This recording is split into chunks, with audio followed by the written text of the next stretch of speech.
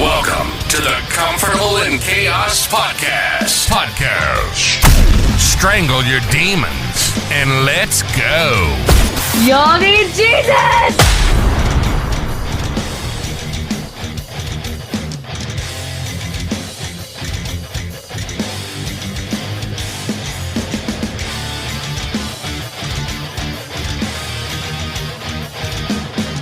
Why drink the water from my hand? Contagious as you think I am. Boom, boom, boom, boom. Boom, boom, boom, boom. Black Buffalo in. Courage is up. Welcome to the Comfortable in Chaos Podcast. I am your host, Eric Hellberg. On this day that we celebrate in honor of the Reverend Martin Luther King Jr. We have no special talents here, man. I would tell you that Martin Luther King Jr. would tell you the exact same thing. He would just simply say, we're passionately curious about all things pertaining to men. How in the hell did we get here? And for MLK, how in the hell had we gotten there during the 60s? And where is it that we want to go? So let's talk about that. It was after... No, let's begin here. The Civil Rights Act was signed in 1964. We are now in 2024. 60 years. Are we the same America today as we were 60 years ago? It's a good question. I remember listening to an interview by Don Lemon. He was interviewing Morgan Freeman. Now, of course, Don Lemon, he's an African American, and for the sake of our show, we will say black. We know that there is some ancestry there. Some people may still readily identify with the fact of being African American, or simply saying black will suffice. Although my son, as you have heard in previous episodes, did our ancestry DNA. I'm approximately 7 to 8% African American. And that becomes from the Sicilian heritage, the Moors conquering Sicily, etc., etc., etc. I mean, hell, if that were Native American, I'd be eligible for a subsidy of wampum and maybe, I don't know, some free casino chips these days. Okay. So Don Lemon, making how many millions a year? Not only black, but gay. I've already done an episode on that too. Who my uncle was, where I took part, all of those good things. If that is your propensity, your ideal, your feeling, roll with it, man. But don't go out like Don Lemon and because you have celebrity-like status and think you're above reproach, which you're not. Be goosing guys in clubs, grabbing their package, all that good stuff, and then come try to give us a moral equivalency of something. You're a pampered, soft man, Don Lemon. No one respects you. We know who you are. And that's why when Morgan Freeman answered you, you were in shock. Yeah, you baited him several times. What about racism today? What about this? Morgan Freeman just simply told you, how did you get to where you are, Don Lemon? How do I get paid millions per movie, Don Lemon? When you constantly talk about something, you enshrine something. You talk about a problem that perhaps may not even be here anymore. Are we the same nation as we were 60 years ago, where we were fighting through the problems of slavery and our past history? Now, did it take courageous people to hold people accountable? Absolutely so. But what makes that different in America than any other place in the world? Now, you can be in an urban center in our great country. You can be perhaps in the South where we have population density amongst ethnic groups. But on the whole, give or take a few basis points, African Americans or Black Americans make up 14% of the populace in our great country. So am I going to go rolling up to the most far reaches of Alaska, get with an Inuit population and tell them about LGBTQ, whatever the hell rights? Or are we going to talk about issues endemic to the Inuit? It makes no sense. So Morgan Freeman said, no, I don't believe that there's racism here in the country. That interview was conducted right after President Obama had just concluded 2 presidencies. Has an African American influence affected and permeated every aspect of our great nation?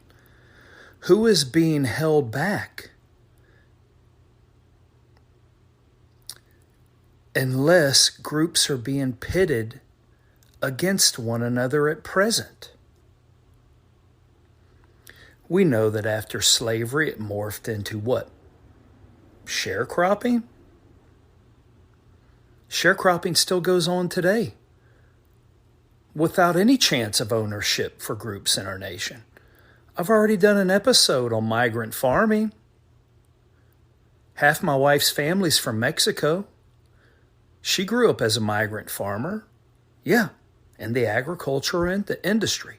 Picking oranges, hoeing sugar beets, glyphosate being poured on her, lightning coming down on her, extreme temperature changes, weather all over them.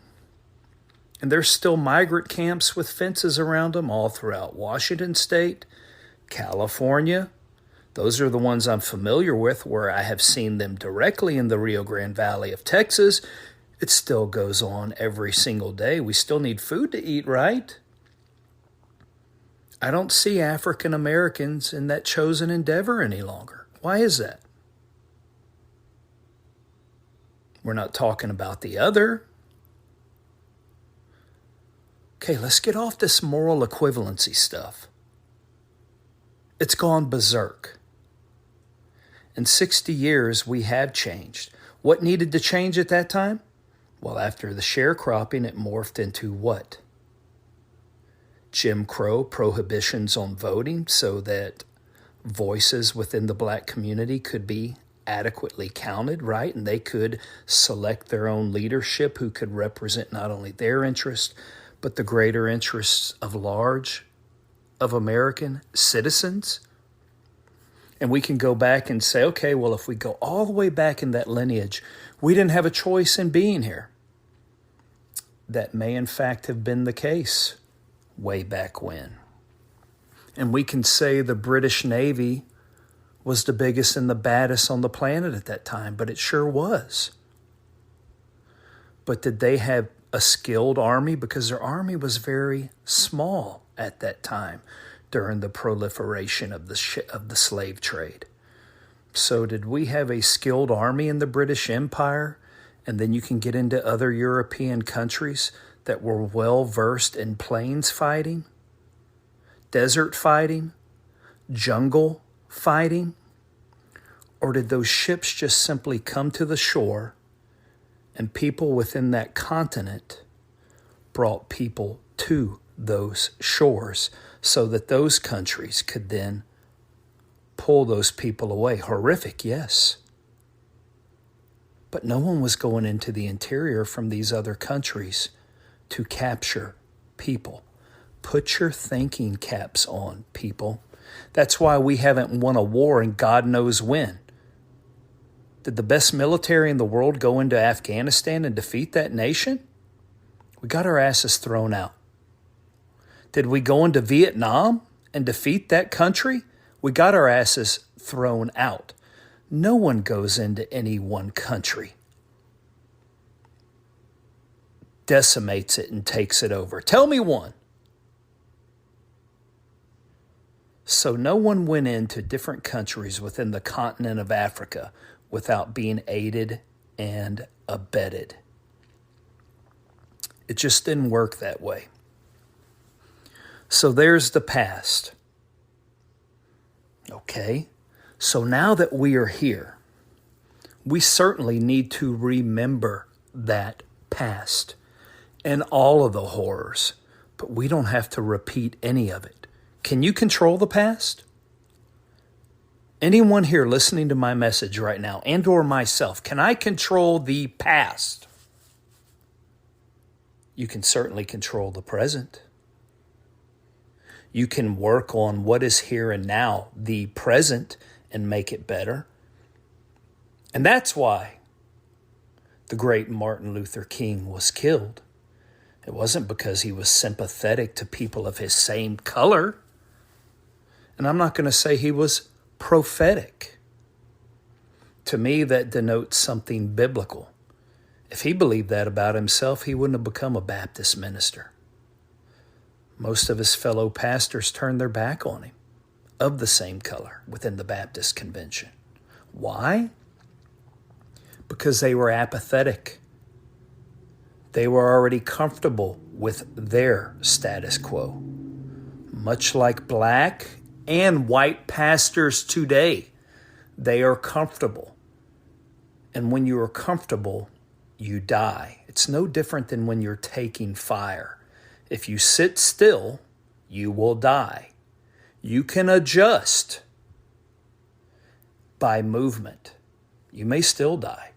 You may still run up against overwhelming obstacles, but at least you are doing something. There is some confrontation. You are moving on your own behalf, so you can adjust accordingly and try to get in a position to end the threat to you. Dr. King saw all that. He understood all that. The reason he was killed is not for helping his own race. We'd already finished World War II and had gone into a period of abundance unlike the world had ever seen, propped up largely by those war efforts. War is good business. War gets industries churning. War turns out jobs. Why the hell we're building up the defense industrial base, what they're now calling it in Ukraine. Munitions factories are going again right now because the rest of the economy is in shambles. But if these defense contractor stocks are all going through the roof, and we have ancillary jobs as a result of that war in Ukraine, well, guess what? Same thing with COVID. You can take that small niche segment of the economy and say it's doing well.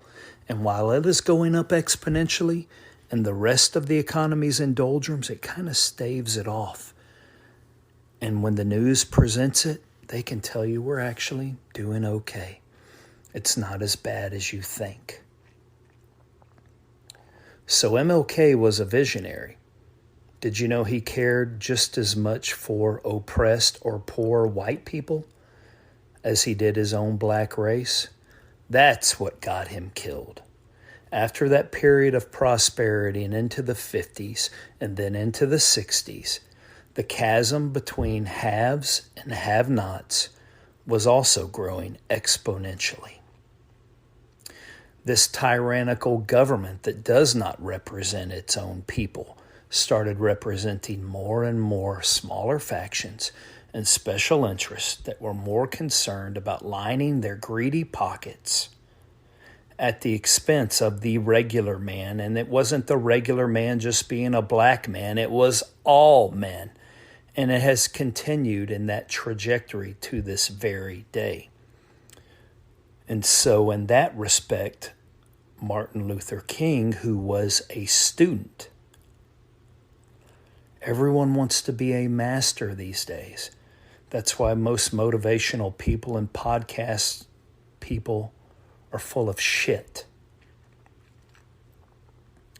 How many of them have ground and grinded and become masters within their own realms whereby they have gotten better at students. Students.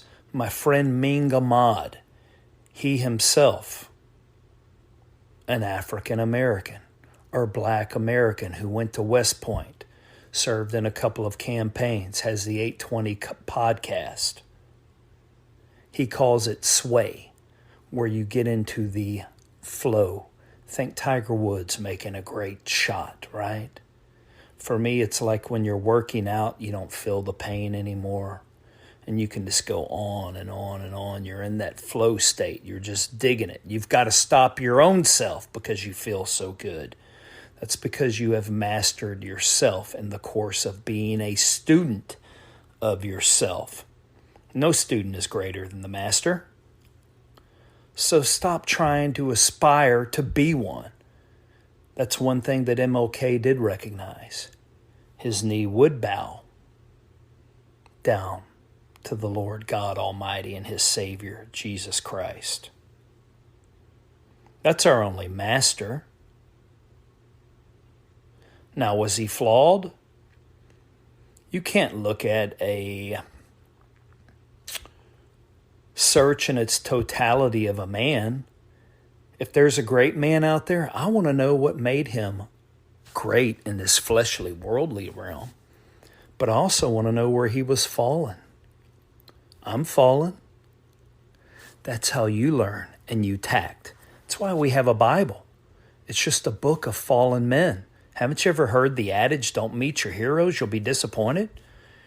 You think Michael Jordan, the greatest basketball player of all time, had a great family life? Shit, no. I think the guy was an abhorrent husband and father. And look at all of his proclivities. You want to emulate that for your life? In your quest to become the greatest? I think not. Now, out of respect for Dr. Martin Luther King, do I need to talk about what the FBI uncovered? F no. It's out there. Does that make him any different than Trump, who said, grab him by the... Does that make him any different than John F. Kennedy, who I thought was a fantastic president, loved America? I think Martin Luther King loved America. I think Trump loves America. George Bush, both of them, I think they loved what America gave to them. I think they loved the system that they could play. Bill Clinton, actually, I think Bill Clinton did love America. Very flawed guy, though. Barack Obama? No, I don't think he loved America. He loved how he could fool Americans. Okay, but I digress. But these guys were on to something, especially JFK. He knew that power was concentrated in too small of an area. He went to war against it, and he paid the ultimate price. MLK recognized that power was in the hands of too few. He saw a vision that America could be united.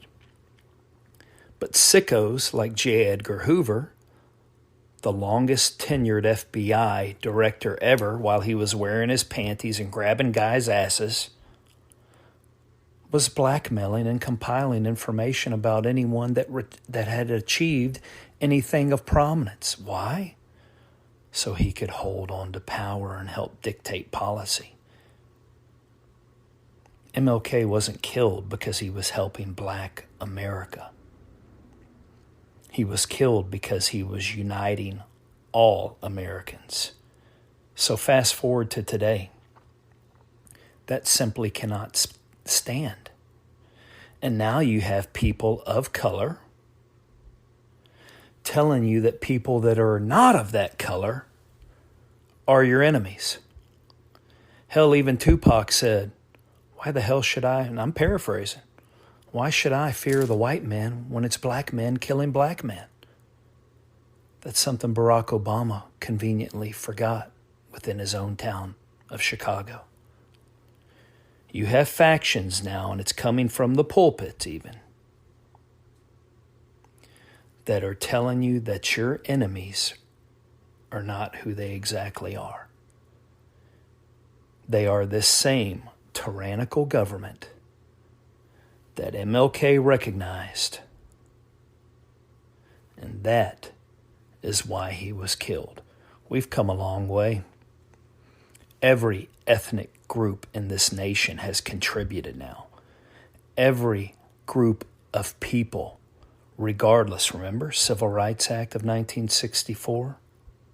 Whatever religion, color, creed, has contributed. We are all one homogeneous nation. It needs to be governed as such. We need to recognize it as such. Why don't we recognize it? Because we're simply comfortable around our own people that make us feel comfortable, whatever that is for you. It takes a special person to go outside of his or her group and to find out what this other group is all about. And then you realize how much you have in common, and then the fun begins. That's where growth occurs. That's where humanity is spread.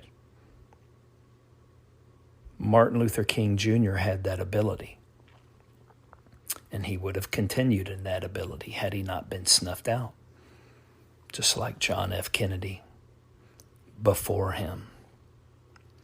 And I'm going to tell you this. Despite his flaws, MLK was a man. And you want me to tell you what the components of manhood are? And this comes directly not from myself, but from a Dr. Orion Terrabin. You want to check him out? Go to PsychHacks. He's all over YouTube. In fact, we've corresponded, and he says, as long as I give credit where credit is due, I'm all good to talk about what he talks about. So it ain't about drinking bourbon. Yeah, I've tried to be a man doing that. It ain't about hunting. Yeah, I've tried to be a man doing that. It certainly ain't about meeting women and whatever the hell you choose to do with them. Yeah, I did that way back in the past. Okay. It ain't about being a badass at your job and pleasing the man. Yeah, I've tried to do that too. To take the spirituality out of it, you know what it requires to be a man? To simply have a spine and to simply have a pair of balls. And I will tell you that Martin Luther King Jr. had a spine because he was willing to stand up, cast a shadow, i.e., let his presence be felt, stand upright and erect. And you know what the balls do? They advocate your positions. They advocate your beliefs. And then does that mean that you are such an ignorant stalwart that if challenged, you just double down and tell them that these people are cretins, idiots, morons, whatever? No. And that's what's happening now. All this divisiveness. You simply say, okay, here's what I believe. And then you listen. You're willing to listen. And you know what? Maybe your beliefs aren't founded on quite the bedrock you believed. Maybe you were simply relying on other men's opinions because most men don't know what the hell they believe. And that actually pertains to most of our leaders. They don't know what the hell they believe. It's regurgitated to them by someone else and or a poll and or by the people who bought their ass and or by people they do not want to offend, so they swirl around and around and around and they can't ever get their head straight and tell you what they actually feel or believe. Have some balls. And if you are willing to have that spine and that pair, then you can listen to what anyone else has to say. And you know what you can do at that time respectfully? You say, I understand where you're coming from, but I still don't believe that. And here's what I believe, and this is why we're going to move forward. Dr. Martin Luther King was more than willing to do that. Our leaders today, why don't you take a page out of his playbook? Stick with it. Stop promoting division. And let's be one nation, one people. and let's work on doing good. So until next time on the Comfortable in Chaos podcast, I bid you bon voyage, my burgeoning flock. Until next time, like and subscribe to the Comfortable in Chaos podcast.